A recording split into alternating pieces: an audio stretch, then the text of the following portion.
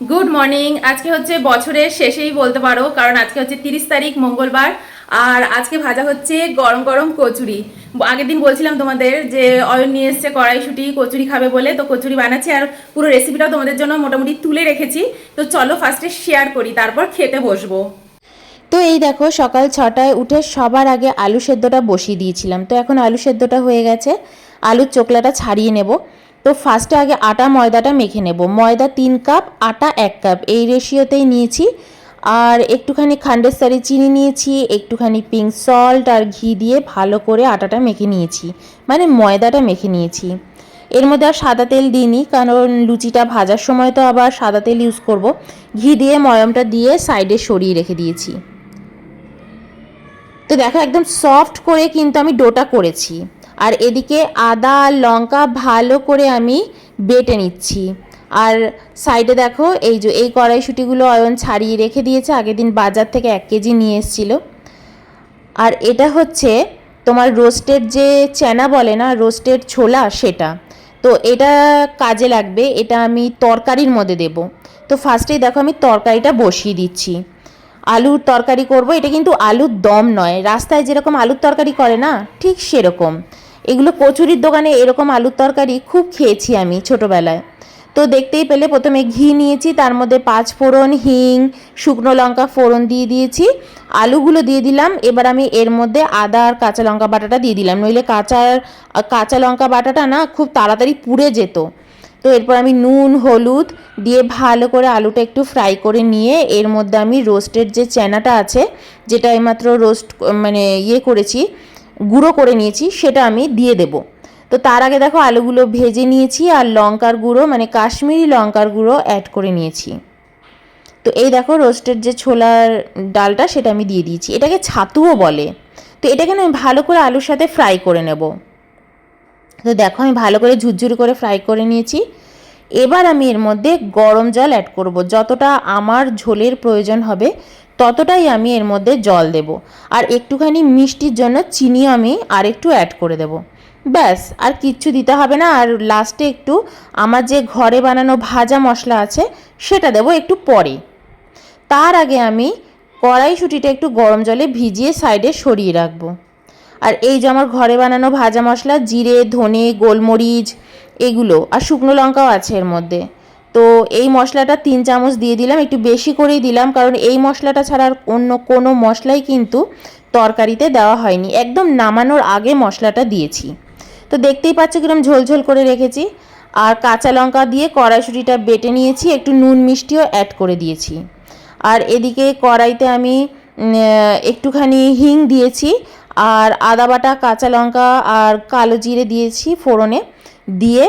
এবার আমি কড়াইশুঁটির পুরটা করে নিচ্ছি। তো একটু জল দিয়ে মিক্সার গ্রাইন্ডারে আমি অ্যাড করে দিয়েছি, একটু জল জল হয়েছে তাই, কিন্তু লাস্টে দেখো এই যে এটা কিন্তু একদম রেডি। তো এই দেখো এখানে আমি লেচি করে নিয়েছি ডো থেকে। আর এদিকে কড়াইশুঁটিটা ঠান্ডা হয়ে গেছে পুরটা, তো আমি এটাকেও গোল গোল আকারে গড়ে নিচ্ছি। তো এবার দেখো একটা করে লেচি নিচ্ছি আর একটুখানি আটা নিচ্ছি। অনেকে তেল দিয়ে বেলে, কিন্তু আমি তেল দিয়ে বেলি না, আমি আটা দিয়ে করি, তো আমার এতে খুব সুবিধে হয়।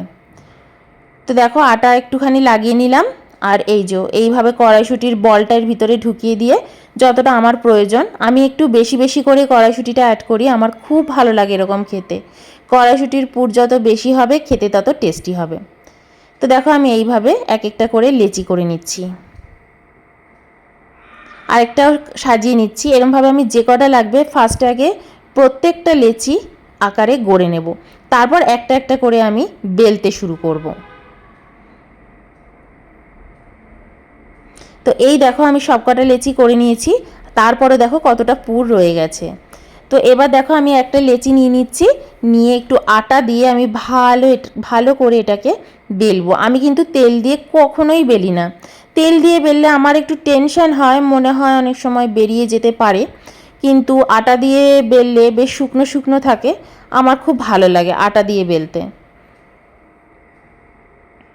তো দেখো আমি এইভাবে বেলে নিচ্ছি। পুরের কনসিস্টেন্সি যদি তুমি ঠিকঠাক রাখো না, বেশ ড্রাই ড্রাই করে আনতে পারো, তাহলে কখনোই তোমার লেচির ভিতর থেকে পুর বেরিয়ে আসবে না। তো এই মুহূর্তে আমি হাতাটা খুঁজছিলাম যে কোথায় গেল, তো হাতের সামনে পাচ্ছিলাম না। আর দেখো লুচিটা দেখো নিজে নিজেই হয়ে গেছে, নিজে নিজেই ফুলে উঠেছে, একদম লোতে ছিল গ্যাসটা। তো দেখো কড়াইশুঁটির কচুরিটা নিজে নিজেই হচ্ছে, আমি কিন্তু হাতাও লাগাইনি, একটা হাতও লাগাইনি। তো এই দেখো হাতাটা দিয়ে এবার উল্টে দিলাম, এই হাতাটাই খুঁজছিলাম।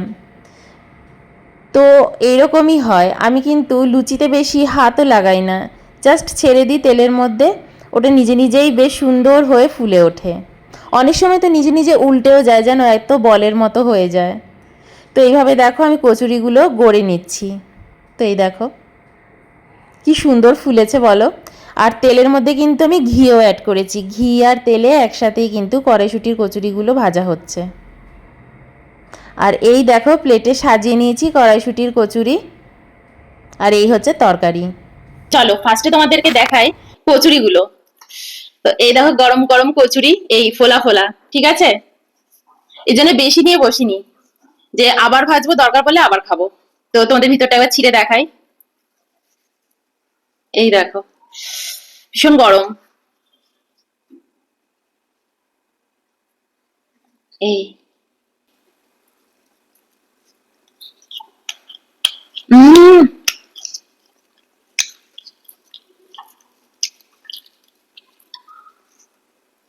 কেমন আছে? খেয়ে রাখো শুধু আগে একটু। ফাটাফাটি করছো।